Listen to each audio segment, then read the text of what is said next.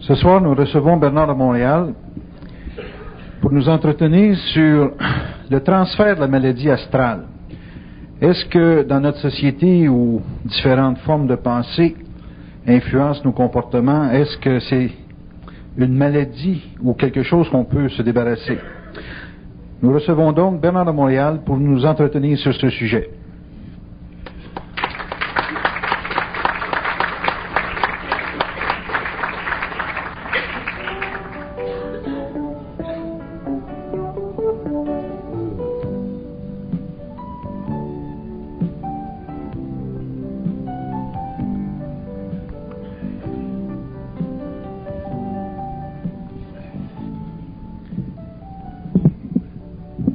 Bonsoir Bernard. Bonsoir.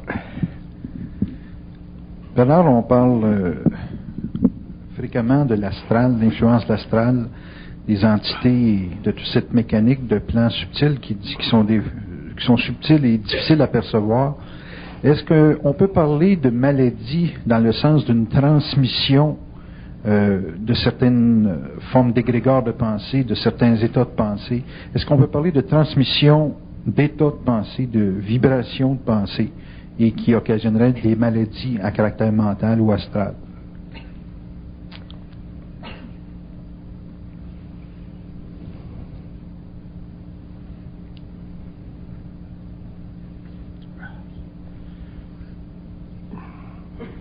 Je peux reformuler: si un individu est pris avec un courant de pensée et qu'il l'absorbe, est-ce qu'il peut le retransmettre, cet état de pensée-là, à d'autres?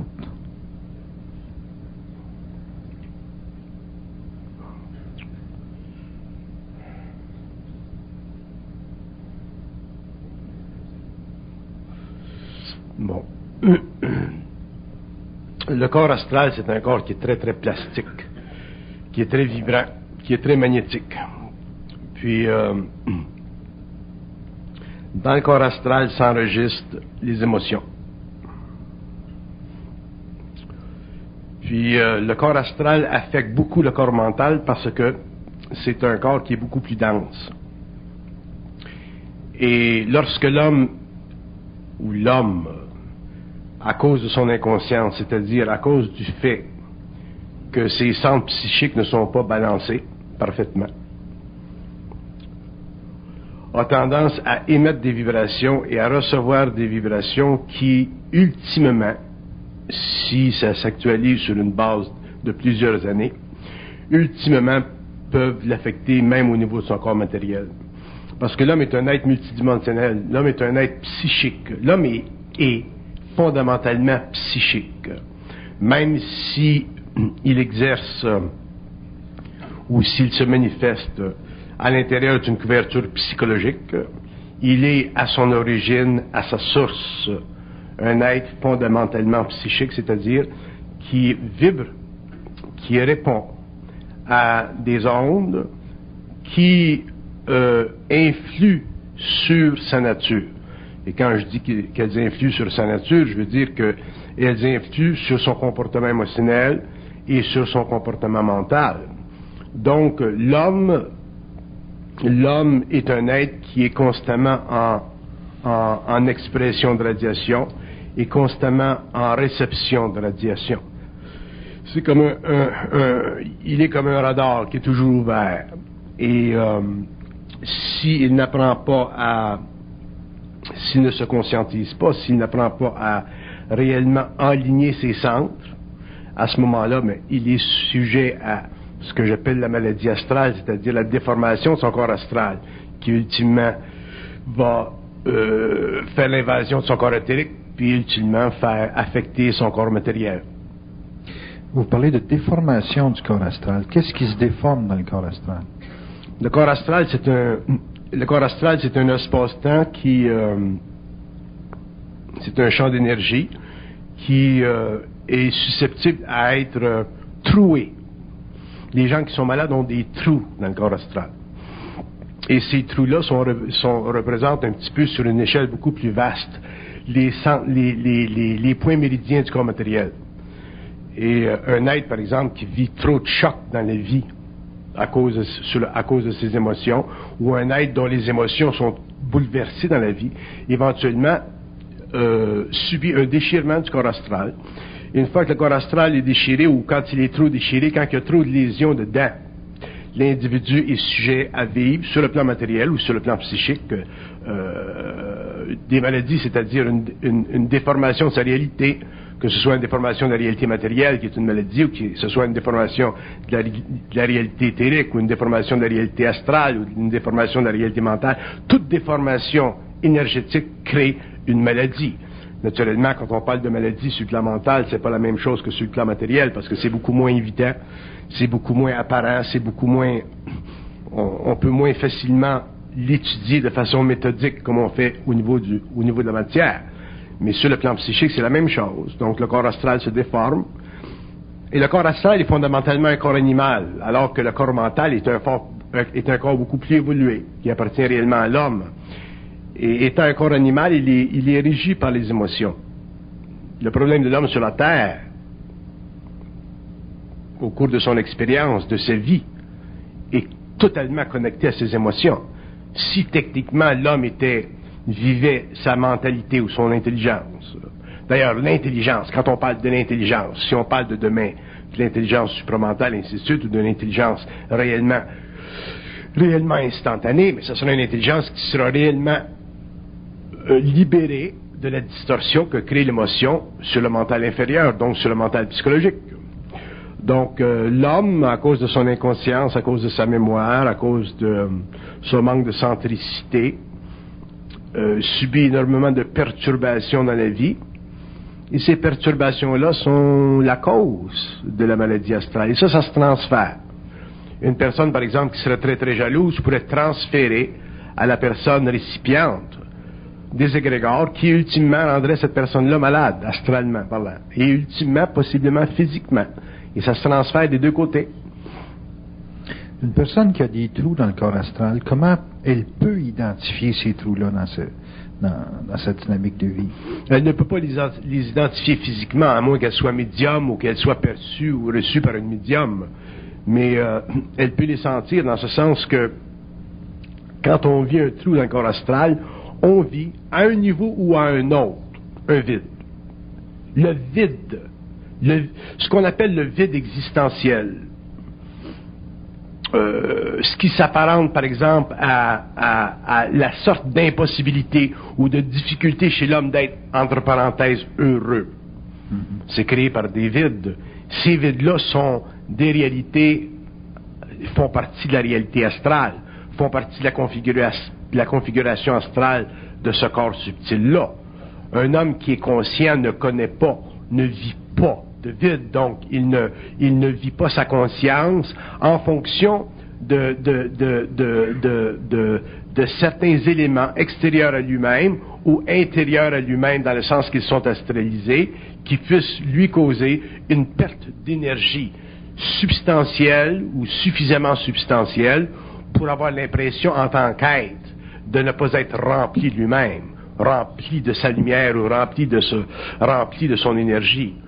Tandis que l'être inconscient, l'être existentiel, qui, au cours des millénaires, par exemple, a été à la recherche du bonheur. Pourquoi l'homme est à la recherche du bonheur? L'homme est à la recherche du bonheur parce qu'il vit des vides, des trous dans son corps astral. Si l'homme n'avait pas de trous dans son corps astral, il ne chercherait pas à être heureux. Il serait simplement bien dans sa peau. Donc, la recherche du bonheur, qui a été idéalisée pendant l'évolution, qui fait partie de la recherche ultime des valeurs fondamentales de la vie par l'homme évolutif, c'est déjà indicatif chez lui d'une déchirure de son corps astral, mais à un niveau qui varie selon l'individu. Est-ce qu'une personne, en identifiant les insécurités ou les peurs qu'elle a dans ses... Je vais ajouter une autre chose à ça. En général, les gens qui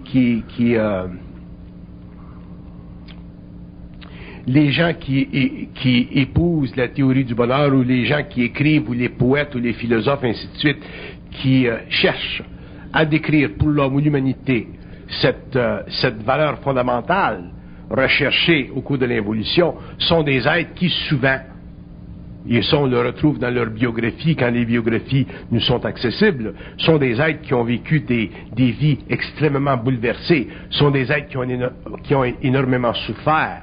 Et la souffrance de ces êtres-là, qui sont très très sensibles, les amène à réellement plonger dans le trou de l'existence, dans le trou de leur êtreté, donc les amène à vivre sans qu'ils en soient conscients, ces perforations du corps astral, et c'est ça qui fait souvent de ces êtres-là des gens extrêmement sensibles qui, sur le plan matériel, à cause de leur talent et de leur sensibilité, ont la capacité de très bien décrire pour l'homme les failles astrales ou les failles magnétiques de leur propre être, mais qui, rendus ou décodés en termes philosophiques, symboliques, psychologiques, nous apportent la question de la validité ou de la recherche de ce qu'on appelle, nous, involutivement, le bonheur.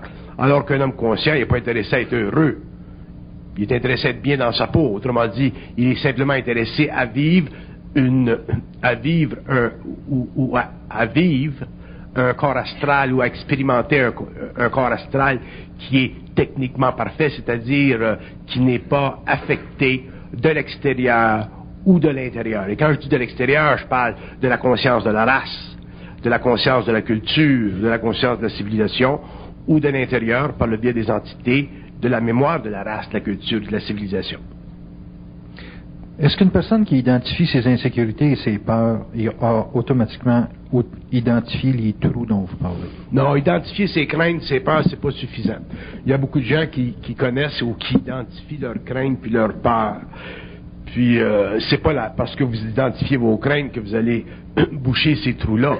Pour les identifier, c'est une chose, mais éventuellement les éliminer complètement, c'est une autre. Et l'élimination des craintes puis des peurs ou l'élimination de ce que j'appelle des spirales qui sont brisées à l'intérieur du corps astral, ça nécessite une transmutation de la conscience astrale, ça nécessite une transmutation de la conscience mentale, ça nécessite un réalignement des centres psychiques, ça nécessite un réapproportionnement suffisamment équilibré entre la conscience psychologique de l'ego et la conscience psychique de l'ego. Donc, ça demande un travail qui est sur soi, un travail de longue haleine ou un travail qui est fait en fonction de certaines circonstances occultes qui par rapport à des sciences très avancées de la conscience humaine, nous permet éventuellement d'éliminer ces choses-là. Mais c'est pas parce que on identifie nos craintes qu'on bloque ou qu'on arrête ces déchirures astrales-là, non. Parce que sinon, ça serait trop facile. Quelqu'un dirait, bon, ben, toi t'as ci, ou toi t'as ça, ou toi t'as ci, ou toi t'as ça, puis le problème serait réglé. Et vous savez très bien dans vos vies personnelles que les mécanismes qui, fondamentalement, sont responsables pour la disharmonie de votre conscience ne peuvent pas être éliminés d'un jour à l'autre, même si les aspects psychologiques ou psychiques sont identifiés. Vous avez parlé de spirales qui étaient brisées. Est-ce que vous pourriez nous parler de ça, les spirales? Les spirales sont les conduits vibratoires de l'énergie astrale. Les spirales existent sur tous les plans. D'ailleurs, le corps éthérique a des spirales, le corps astral a des spirales, le corps mental a des spirales. Les spirales au niveau du corps astral, ça équivaut un petit peu, et ça c'est, je dis un petit peu, ça équivaut un petit peu au mouvement électronique que l'on retrouve autour de l'atome. Autrement dit, ce sont des couloirs, ce sont des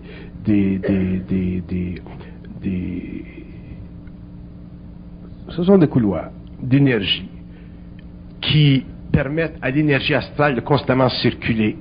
Et ces spirales-là, lorsque le corps astral est troué, ces spirales-là sont fracturées. Et lorsqu'elles sont fracturées, il se crée chez l'être humain un empêchement de mouvement de l'énergie astrale. Et ça crée ce que vous appelez de l'anxiété. L'anxiété chez l'être humain est due à ces spirales qui sont fracturées, qui sont coupées et qui empêchent le mouvement naturel du corps astral. Donc, et on sait très bien comment c'est difficile d'éliminer les anxiétés. Les femmes en sont très très conscientes, les hommes aussi ont des anxiétés, mais la femme est très sensible et la femme est très consciente de la difficulté d'éliminer ses anxiétés. Pourquoi? Parce que les spirales qui sont fracturées, qui sont coupées, qui sont rompues, empêchent le mouvement ordonné de cette énergie astrale-là. Donc, c'est très important pour l'être humain de prendre conscience, refermer ses trous pour que les spirites continuent à canaliser l'énergie astrale pour que l'homme, éventuellement, en arrive à avoir un rendement psychique, astral, normal, naturel, comme celui avec lequel il est venu au monde à la naissance. Quand vous parlez de spirale brisée, on aurait tendance à dire comment ça s'est brisé. Ça se brise comment? Les spirales se brisent à cause des chocs. Les chocs dans la vie brisent les spirales. Un être humain, c'est très sensible. Les émotions sont très puissantes chez l'homme. Il y a des êtres dans le monde. Bon, prenez ce qui se passe, par exemple, aujourd'hui en Yougoslavie. Les gens qui vivent de la tuerie, des gens qui vivent de la guerre civile, ce qui s'est passé en Russie, ce qui se passe dans nos villes, les jeunes qui trouvent pas de travail, les gens qui sont déprimés, les gens qui sont malheureux en amour, toute la dimension psychique névrotique de la vie moderne. Donc, on vit des chocs dans nos familles. Il y a pas d'harmonie, il y a très peu d'harmonie dans le monde. Et même au niveau local, sur le plan personnel, il y a très peu d'harmonie. Combien d'harmonie on a dans nos couples? Combien sont les couples qui peuvent dire, moi et ma femme, on s'entend depuis 50 ans, 40 ans, 30 ans, 25 ans. On s'est jamais crié, on s'est jamais envoyé chier, ainsi de suite. Donc, l'harmonie chez l'être humain, qui est fondamentalement évolutif, est presque inexistante. Donc, vient un point dans la vie où cette désharmonie-là crée des chocs, crée des situations, et l'homme ou la femme vivent le choc en retour, vivent une brisure de ces spirales. C'est ça qui crée la rupture des spirales. C'est comme des vaisseaux sanguins.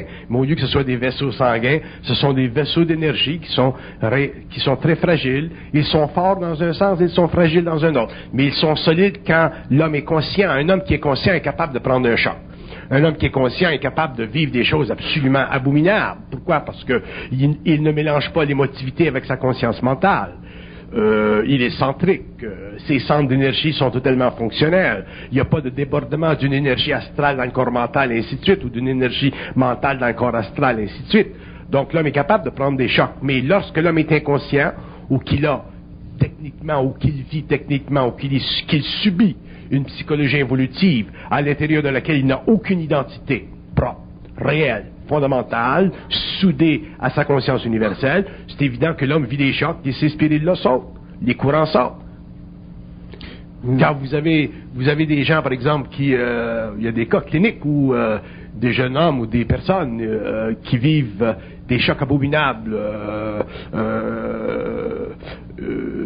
un type qui rentre dans une maison un soir, qui va violer la mère, puis le petit gars qui est caché en arrière du fridge, qui voit ça, il y a un choc. Il vit un choc. Il perd la parole. Il est psychiquement débalancé pendant des années de temps.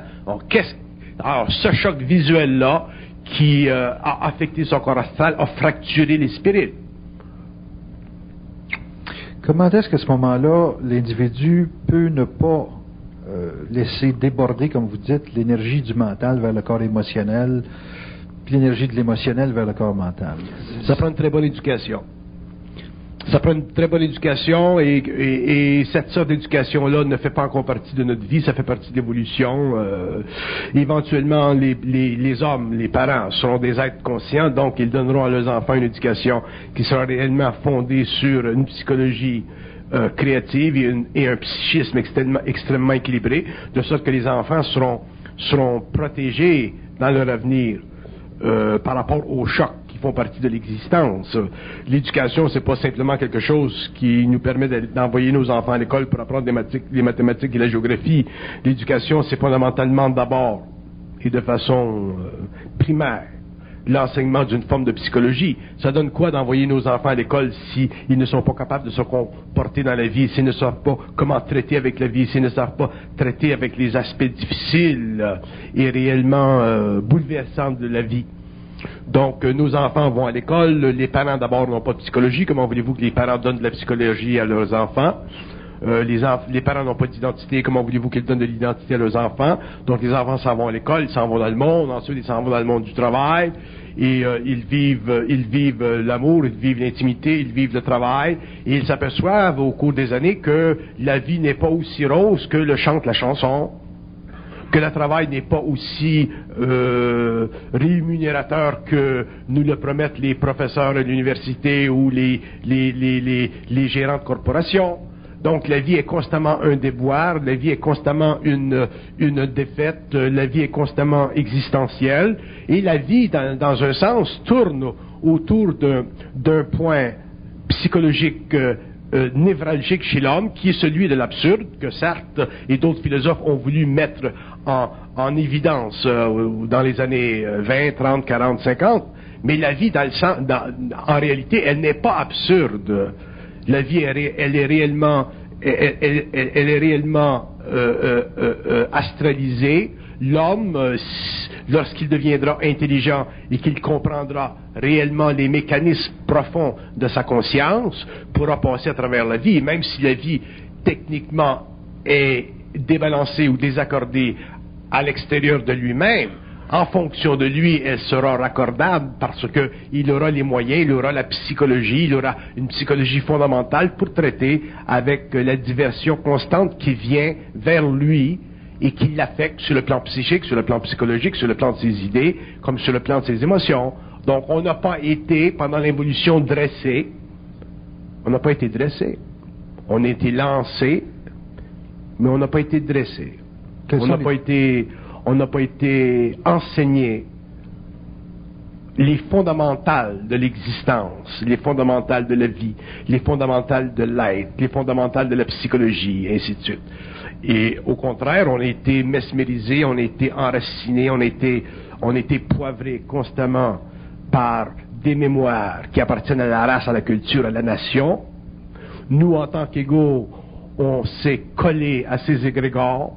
On n'a développé aucune conscience individuelle, de sorte qu'aujourd'hui, on n'est même pas capable de penser par soi-même. On pense toujours par rapport à ce qui nous a été enseigné. Donc, on n'a pas de centre de gravité. Donc, c'est normal que l'homme, aujourd'hui, vive des chocs et, en retour de ces chocs, vive un déchirement de son corps astral. Et une fois que l'enveloppe est trop déchirée, trop avancée, mais l'homme avance, il vieillit, il perd ses facultés et, éventuellement, il meurt et retourne à ce plan-là. Est-ce que le centre de gravité, c'est l'équilibre entre le corps astral et le corps mental? Le centre de gravité, c'est l'équilibre entre les émotions et le mental, oui. OK. C'est ça qui crée un centre de gravité. Sans cet équilibre-là, l'homme est astralisé. Astralisé veut dire que l'homme est sujet soit à la pénétration de sa conscience par des égrégores, qui sont simplement des énergies ou des mémoires ou des coques, où l'homme est réellement directement affecté dans sa conscience par des entités qui font partie du plan de la mort, donc du plan astral. Et ça, un jour, la psychologie sera obligée de se rendre à l'évidence que ça existe. Et si jamais la psychologie ne se rend pas à l'évidence que ça existe, parce que elle est trop systématisée ou trop standardisée dans sa méthodologie, à ce moment-là, les sciences occultes prendront le dessus et éventuellement, les hommes se dirigeront de plus en plus vers ces sciences-là.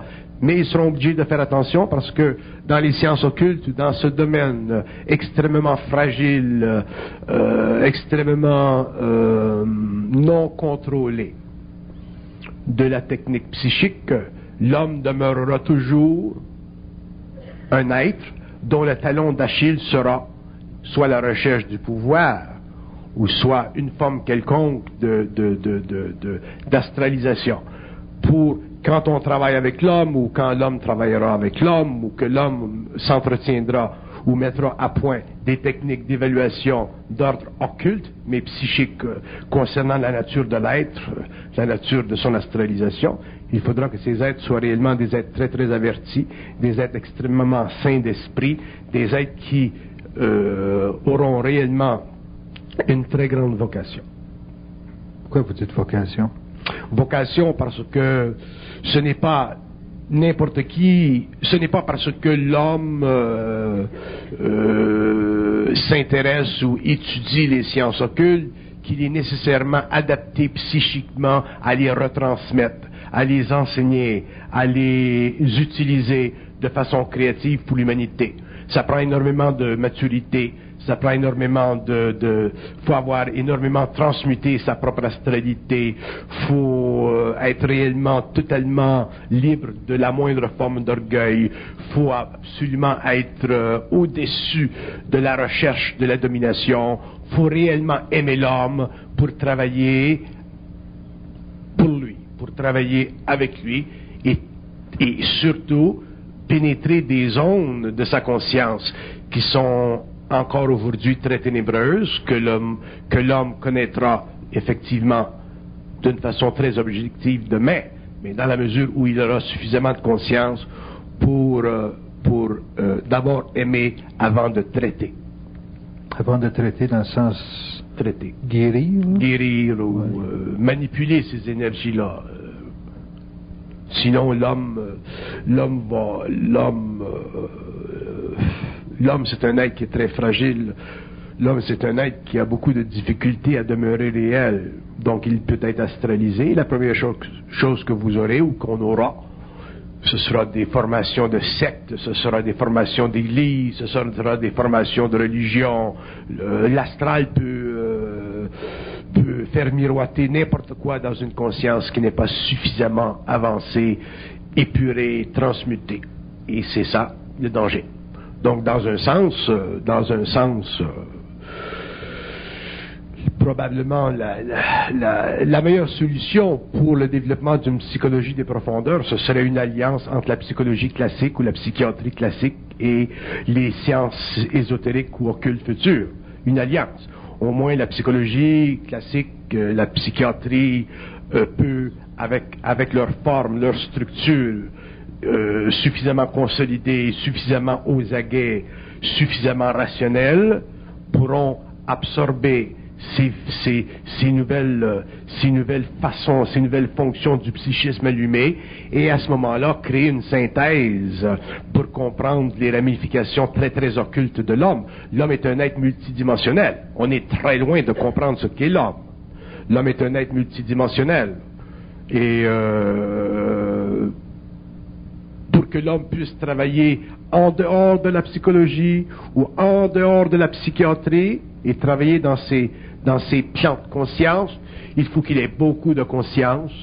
Et en tout cas, mon expérience m'indique que je ne suis pas prêt encore, après toutes ces années, à dire que les occultistes ou les gens qui s'engagent dans une psychologie parallèle sont réellement, parfaitement à l'épreuve de la moindre astralité de leur conscience. Qu'est-ce qui astralise la conscience d'un être? L'illusion qu'ils ont et dont ils ne voient pas l'origine de leur propre connexion avec des plans subtils qui utilisent leur intelligence pour des raisons qui font encore partie des ordres de l'astral. Autrement dit, pour que l'homme puisse travailler avec des énergies aussi transcendantes, il faut qu'il soit lui-même extrêmement vigilant, extrêmement habile, extrêmement intelligent dans le sens créatif du terme. Autrement dit, il faut qu'il soit réellement connecté avec sa source et qu'il n'y ait plus de danger chez lui d'être astralisé par des plans de l'astral ou par des plans subtils qui ont encore la capacité de créer dans l'homme des illusions. Est-ce qu'une illusion, Benoît, c'est le fameux trou dont on parle? Non. Dans le corps astral. Non, une illusion, c'est une déformation de la vérité. Et toute déformation de la vérité peut créer chez l'homme l'impression d'une vérité, et cette vérité peut empoisonner l'homme et empoisonner les hommes. C'est pour ça que j'ai toujours dit que le terme vérité que nous utilisons dans le monde occidental, qui est en opposition avec le terme mensonge, avec son opposé, le terme vérité ne serait utile ou ne peut être utile pour l'homme que dans la mesure où il est élevé, ce terme, au-delà de la polarité du vrai et du faux. Donc à ce moment-là, on ne parle plus de vérité, on parle de réalité. Mais tant qu'on parle de vérité, à ce moment-là, on risque de sombrer dans la polarité astrale. Un homme qui est conscient ne peut pas employer le terme vérité dans son dialogue. La conscience vibratoire du mental supérieur empêche l'homme conscient d'utiliser le terme vérité dans la définition psychologique ou psychique de sa relation avec les mondes parallèles. Ça, je le sais. Donc, un homme qui utilise le terme vérité, quelle que soit son intention, quelle que soit sa vocation, quelle que soit... Nous devons faire attention à ne pas être astralisés parce que nous ne savons pas encore absolument et parfaitement comment traiter avec l'énergie. Et quand je parle de l'énergie, je parle de la parole, je parle des mots, je parle des concepts tels que la vérité ou le mensonge. Nous ne savons pas encore. Et pourquoi nous ne savons pas? Parce que nous sommes encore des êtres qui pensons. Est-ce que la parole ou la communication a la possibilité ou la capacité de neutraliser les fameux trous dont on parlait? La parole a la capacité de neutraliser ces trous-là, mais ça prend une parole qui est totalement vibratoire, totalement vibrante, totalement fondée dans une conscience mentale supérieure qui n'est pas astralisable. Oui. Okay, donc, la parole a la capacité de guérir. La parole a le pouvoir de manifester. La parole a la capacité de mettre en vibration différentes échelles de temps, différents espaces-temps. Mais il faut que cette parole-là soit réelle. Il faut qu'elle soit totalement décousue du besoin psychologique séculaire de l'homme de rechercher la vérité. En extensionnant le phénomène de la parole, est-ce que le son d'un instrument pourrait faire le même travail? Le son d'un instrument peut faire la même chose, mais simplement au niveau du corps éthérique, non pas au niveau du corps astral. Le corps astral n'est pas affecté. Le corps astral ne peut pas être guéri par un instrument musical. Le corps éthérique peut être guéri par un instrument musical, et à ce moment-là, ça permet au corps astral de se calmer. Mais le corps astral, les trous du corps astral ne peuvent pas être guéris par un instrument musical. Sinon, on pourrait prendre un violon et guérir une personne qui a des problèmes de rein. Mais si les problèmes de rein, à leur origine, sont dus à une déchirure du corps astral, c'est simplement le corps éthérique qui peut être guéri, et non pas le corps astral. Et éventuellement, à cause de cette origine plutôt astrale ou nébuleuse, le mal de rein reviendra. Donc, à ce moment-là, quelle est la propriété particulière de la parole conscientisée là, dont vous parlez? Où est-ce qu'il se fait la variation si la personne qui capte la parole d'un autre va plus loin que le son, va plus loin que l'idée? C'est quoi la propriété qui guérit un corps astral avec la parole? C'est parce que vous avez dit tout à l'heure que la parole pouvait guérir, pouvait éliminer les fameux trous dont on parlait. Oui. La parole peut guérir le corps astral, mais au stage où l'homme en est aujourd'hui, c'est-à-dire, dans la mesure où il a très peu de conscience, la parole peut guérir le corps astral, mais c'est long. Un homme qui a beaucoup de conscience et qui aurait une déchirure dans le corps astral pourrait se faire guérir facilement, rapidement, le corps astral. Mais l'homme n'a pas cette conscience. Bon, je vous donne un exemple. Vous parlez avec des gens qui ont des problèmes d'ordre émotif. Okay. Vous leur expliquez leurs problèmes, parce que vous êtes objectif à eux, vous êtes en dehors de leur situation. Vous leur dites, bon, ça, vous devriez faire ceci, ou vous devriez faire cela. Et même si vous leur dites, ça prend des mois et des années avant que l'homme en arrive à réaliser ce que vous avez dit. Pourquoi? Parce que l'homme n'a pas suffisamment de conscience. Mais si vous dites à un homme conscient, tu devrais faire ceci ou tu devrais faire cela, il le verrait instantanément et il s'appliquerait instantanément à le faire et automatiquement il pourrait facilement guérir son corps astral. Donc la raison pour laquelle la parole elle est plus longue à guérir le corps astral, ou la raison pour laquelle le corps astral est plus long à guérir par la parole, c'est parce que l'homme n'est pas suffisamment conscient. Donc il n'absorbe pas totalement la parole, parce que quand quelqu'un nous parle, quel pourcentage de ce qu'on nous dit recevons-nous? Très peu. La preuve, c'est que nous mettons très peu en action. Donc, pour que la parole soit réellement exécutrice de façon instantanée au niveau du corps astral, bon, ça prendrait probablement une parole qui ne pourrait pas être mise en question. C'est pour ça d'ailleurs que lorsque l'homme vit une fusion avec le plan mental et que le contact se fait avec le plan mental et que l'homme n'a pas d'espace, ne peut pas se libérer de ce contact-là, c'est pour ça que l'homme, toute sa conscience se transmute très rapidement parce que son corps astral est instantanément mis en vibration par la lumière de cette parole-là qui est intérieure. Donc à ce moment-là, l'homme peut facilement entrer dans une conscience avancée et en parvenir au cours des années à développer un centre de gravité à toute épreuve. Mais lorsqu'il s'agit de la parole, autrement dit du contact horizontal entre l'homme et l'homme, l'homme a très peu de conscience, et qui de nous sur le plan matériel peut dire avec suffisante certitude que ce que l'on nous dit c'est ça, exactement ça. C'est scientifiquement mental, ou c'est mental d'une façon scientifique. Ça ne se discute pas, c'est ainsi. Qui de nous? Donc, c'est pour ça que c'est très dur d'amener l'homme à la conscience, donc de corriger ou de guérir son corps astral, parce que les hommes n'ont pas suffisamment de parole. Quand nous parlons à l'homme, nous n'avons même pas la parole juste, nous n'avons même pas le mot juste. La preuve, c'est que quand nous parlons à l'homme, le mot est tellement peu juste que l'homme est obligé de revenir à l'assaut et contredire ce que nous avons dit. Alors que si l'homme avait réellement une parole juste, cette parole serait pénétrante au lieu d'être choquante et automatiquement elle envahirait la conscience de l'autre, elle pénétrerait la conscience de l'autre et l'ego ne vivrait pas de conflit par rapport à un autre soi-disant ego parce que l'autre serait totalement transparent. Ça, c'est le problème de la communication.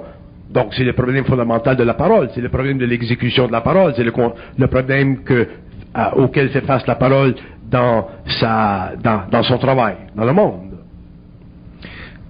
Est-ce que c'est possible, Bernard, que l'individu ne soit pas capable de prendre conscience de la parole de l'autre parce qu'il ne se sait pas, lui, personnellement? Ce n'est pas tellement parce qu'il ne se sait pas. C'est parce que, premièrement, l'autre n'est pas suffisamment vibrant. Et deuxièmement, parce que celui qui écoute n'a pas suffisamment d'écoute. N'oubliez pas que nous ne sommes pas habitués à avoir de l'écoute. De l'écoute, ça fait partie de la nouvelle psychologie. Ce n'est pas une chose qui a été installée dans notre conscience, qui a été instaurée pendant l'évolution dans notre façon de penser ou dans notre façon d'être en relation avec les hommes. Nous n'avons pas d'écoute. Nous écoutons le prof à l'université parce qu'il a une autorité qui nous donne des notes pour aller chercher le diplôme. Mais dans la vie de tous les jours où il n'y a pas de contraintes, nous n'avons pas d'écoute. L'homme n'a pas d'écoute. L'homme est extrêmement orgueilleux. L'homme a toujours quelque chose à prouver. L'homme, c'est un être qui est sous-développé psychologiquement. À cause du manque d'écoute. À cause du manque d'écoute et aussi à cause du fait qu'il n'a pas eu l'occasion pendant l'évolution d'avoir des hommes suffisamment conscients sur la Terre pour être libre de la conscience expérimentale et lui donner accès à des connaissances qui ne faisaient pas partie de la conscience de la race, de la conscience de la nation, de la conscience de la culture, ou qui ne faisaient pas partie de la mémoire de l'humanité. Nous avons toujours été assujettis à des connaissances qui faisaient partie de la mémoire de l'humanité. Donc si nous passons de l'involution vers l'évolution et que nous devons avoir un jour accès à un savoir universel qui appartient à tous les hommes, nous devrons un jour, nous serons forcés, d'une manière ou d'une autre, quelque part dans le temps, au cours des générations, à nous retirer et à prendre distance de la mémoire de la race. C'est le début de la conscience d'ailleurs. Mais ça, ce n'est pas facile. Parce que se distancer de la mémoire de la race, ça équivaut à couper nos racines. Et qui veut couper ses racines? Est-ce que c'est facile pour un Québécois de couper ses racines avec la mémoire de sa race? Est-ce que c'est facile pour un Indien de couper ses racines avec la mémoire de sa race? Pour un Hindou, pour un Arabe, pour un Juif de couper ses racines avec la mémoire de la race? Et où commence l'homme? L'homme, il commence quand il n'est plus le fils de la race. Parce que le fils d'une race, c'est le fils d'un chien. C'est dur. Ce n'est pas le fils d'un homme. C'est dur comme mode d'expression. Ah, c'est dur. Qu'est-ce que vous voulez que je dise? C'est votre problème, c'est dur. Mais ce que je veux faire voir aussi, c'est qu'il y a des conséquences à couper avec la mémoire de la race. Ah, effectivement qu'il y a des conséquences. Il y a des conséquences. Et ça fait partie de l'évolution, ça fait partie de l'initiation solaire, ça fait partie de la transmutation des corps, ça fait partie du développement de la centricité, ça fait partie de la réévaluation à partir de soi, de ce qui traîne comme égrégore dans le monde entier, que nous soyons chinois, japonais, américains, français, allemands, ainsi de suite. Si nous regardons la mémoire de la race, qu'est-ce qu'elle nous a donné, la mémoire de la race?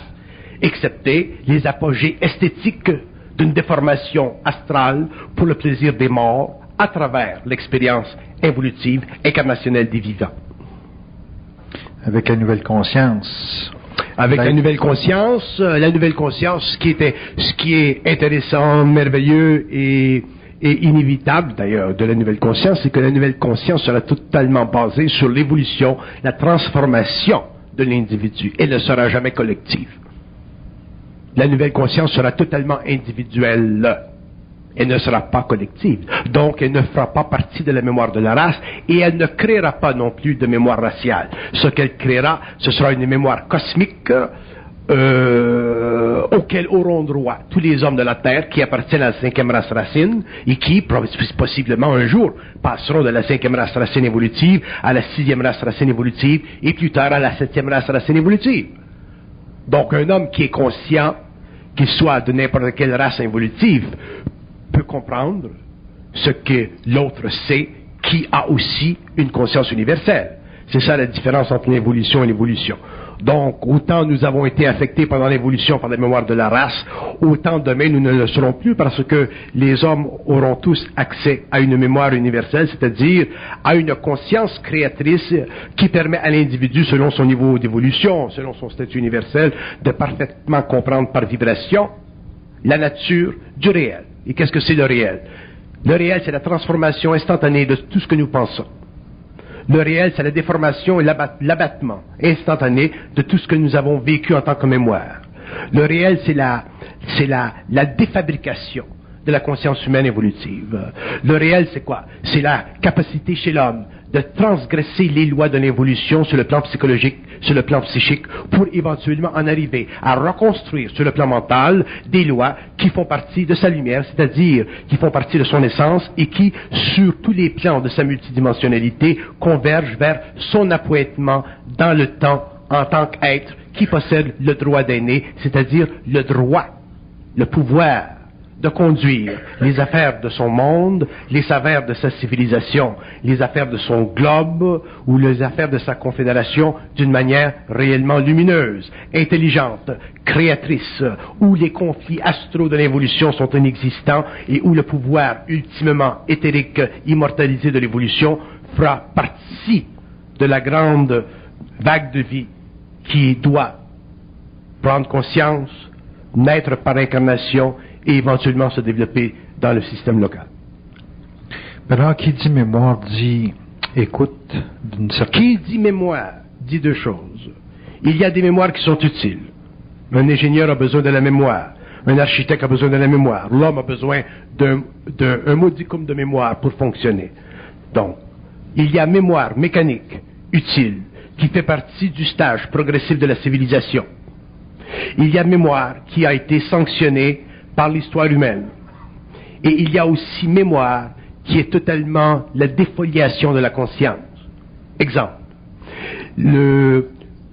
lorsque la jeune fille rencontre le jeune homme et que le jeune homme lui dit « Ah, je ne te veux plus » et qu'elle tombe dans un état de dépression et qu'à cause de son imagination, elle voit les beaux moments ensemble auparavant et qu'à cause de ces beaux moments qu'elle ne voit plus ou qu'elle n'aura plus, elle se suicide. Quelle est la source de sa déconfiture? C'est la mémoire. C'est cette mémoire que je maudis. C'est cette mémoire que je veux déchirer. C'est cette mémoire que je vais déchirer parce que je vais expliquer l'astral à un point tel que les hommes ne l'auront jamais connu.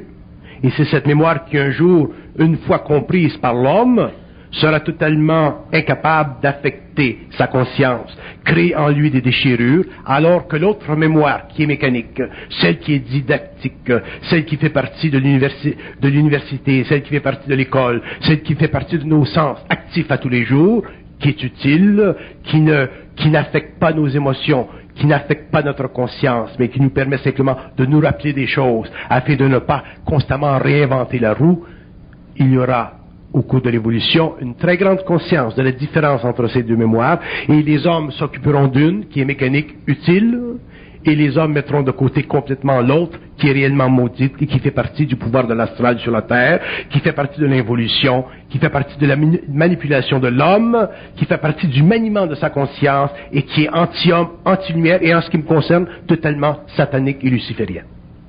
Même si l'homme ne peut pas aujourd'hui le voir parce qu'il n'a pas suffisamment de conscience pour réellement pénétrer ces plans psychiques et comprendre occultement l'organisation psychique de son moi. Bernard, dans cette mémoire maudite que vous dites là, est-ce qu'il y a une vibration qui se cache derrière, qui pourrait être reconnue par l'individu? Effectivement, il y a une vibration. Et cette vibration peut être reconnue et décodée par l'individu. Mais pour le faire, ça prend un individu ou des individus qui ont suffisamment de conscience occulte pour pouvoir voir derrière la mémoire, pour pouvoir voir derrière l'égrégore, pour pouvoir voir derrière les entités.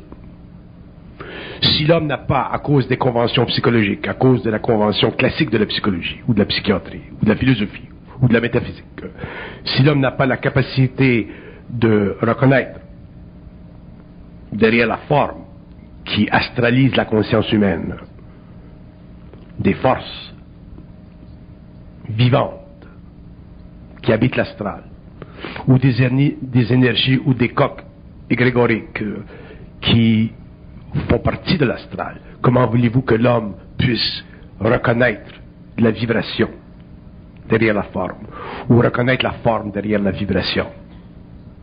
Ce n'est pas évident pour un être humain de faire parler une entité. Ce n'est pas évident pour un être humain d'avoir l'ascendance sur une entité. Je ris quand je vois des gens ou des gens qui ont le plaisir de jouer au spiritisme ou de jouer aux tables tournantes ou de communiquer avec le Ouija board, avec des entités, et qui reçoivent l'information et qui prennent l'information pour du cash. L'homme ne peut pas se permettre d'être... Nous avons été suffisamment pendant l'évolution assujettis à des pouvoirs temporels et spirituels, religieux, qu'il n'est pas à notre avantage en tant qu'humains demain de nous assujettir ensuite à des pouvoirs occultes. Donc, bon, d'accord.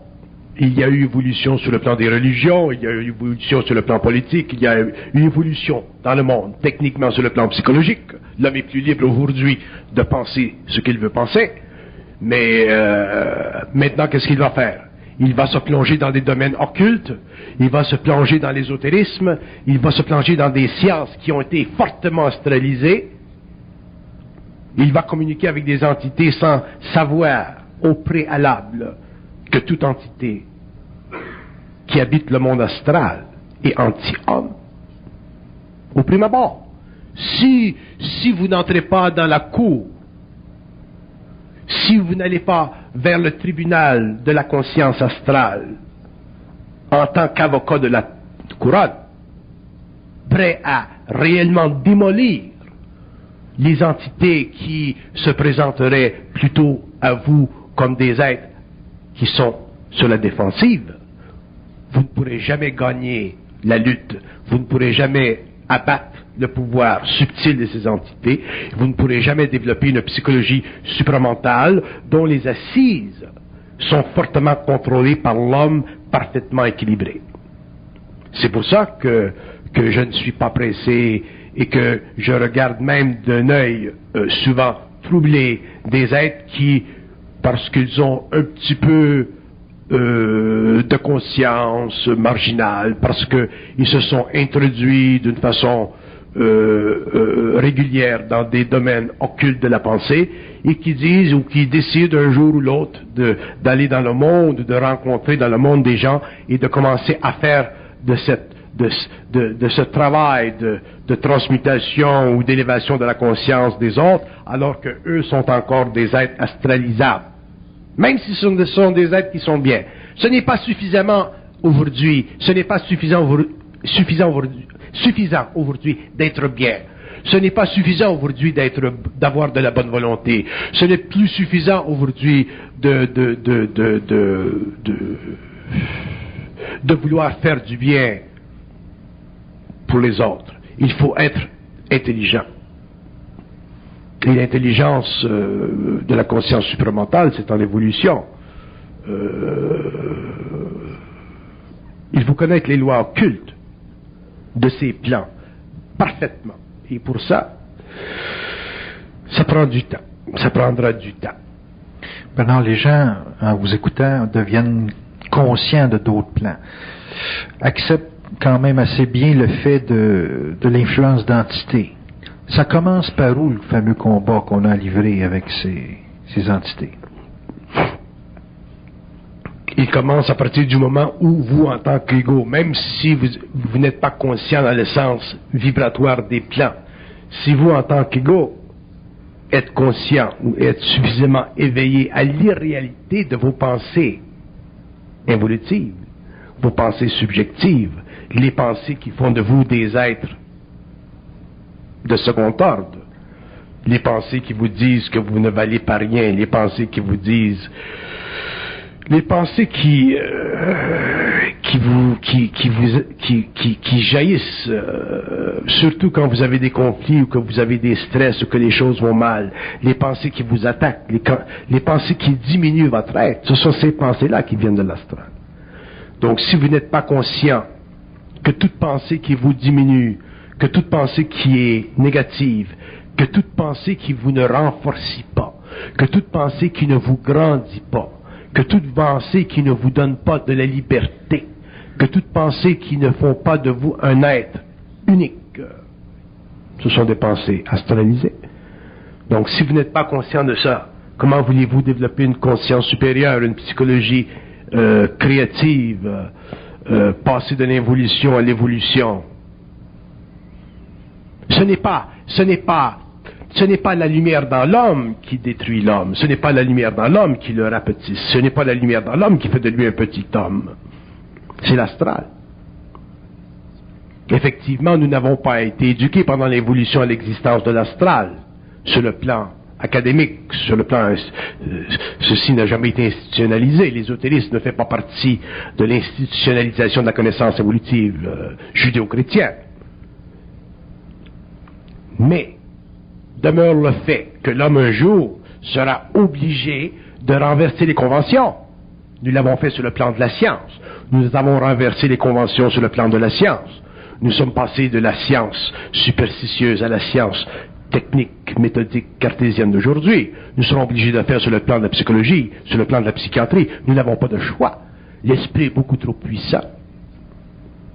Beaucoup trop puissant. Nous retournons il y a 100 ans. Nous regardons ce que nous faisons aujourd'hui en science. Et nous regardons ce que nous étions, où nous étions il y a 100 ans. Nous regardons les B-57, les B-47 aujourd'hui, les stealth bombers, et nous regardons les avions des Brothers Wright. Et ça, c'est 100 ans. Et nous avons le culot de nous imaginer que nous allons progresser en science et que nous n'allons pas progresser en psychologie. Je mets n'importe quel psychiatre et n'importe quel psychologue à défi.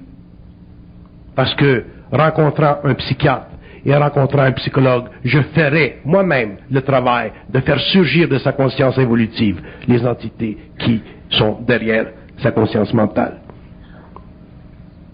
Même s'il n'avait pas la qualité d'écoute... Ça n'a pas d'importance. Ça n'a pas d'importance. Pas avec moi, en tout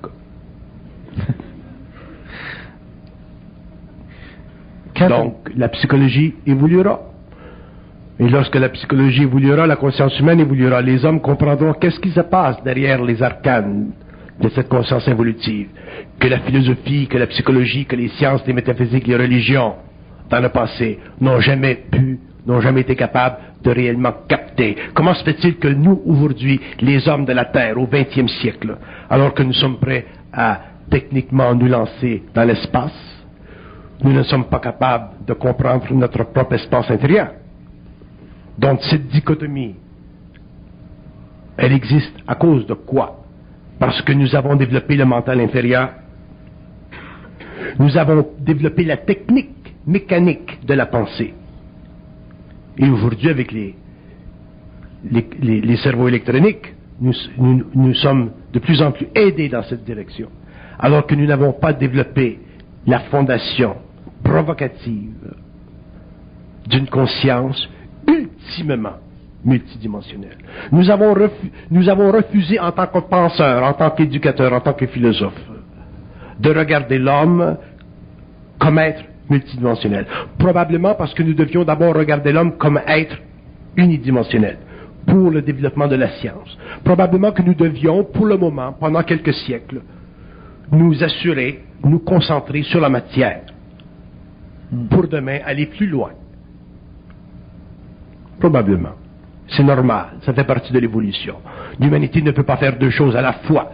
L'humanité ne peut pas regarder l'atome avec le microscope et en même temps s'intéresser à l'astral avec l'esprit.